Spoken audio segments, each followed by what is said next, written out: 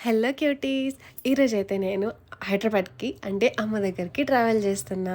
మావయ్య అయితే వచ్చి నన్ను బస్ ఎక్కించారు. ఇంకా బస్ అయితే చాలా ఫుల్గా ఉండడంతో నేనైతే నిలబడే ట్రావెల్ చేశాను నెల్లూరు వరకు. ఇంకా నెల్లూరులో అయితే నాకు ఒక చిన్న పని ఉంది, అది కంప్లీట్ చేసేసుకున్న తర్వాత ఇంకా రైల్వే స్టేషన్కి అయితే స్టార్ట్ అయిపోయాను.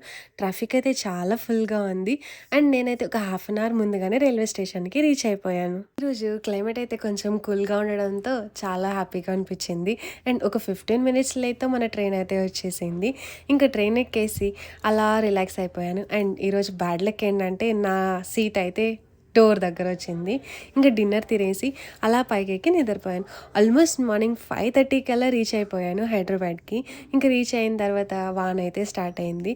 ఇంకా అందుకే బస్ ఎక్కి త్వరగా దిగేసి నడుచుకుంటూ ఇంటికెళ్ళిపోయాను. ఫైనల్లీ ఎలాగో సేఫ్‌గా హైదరాబాద్‌కి రీచ్ అయిపోయాను. అమ్మని చూసాక ఇంకా ఫుల్‌గా హ్యాపీ అయిపోయాను.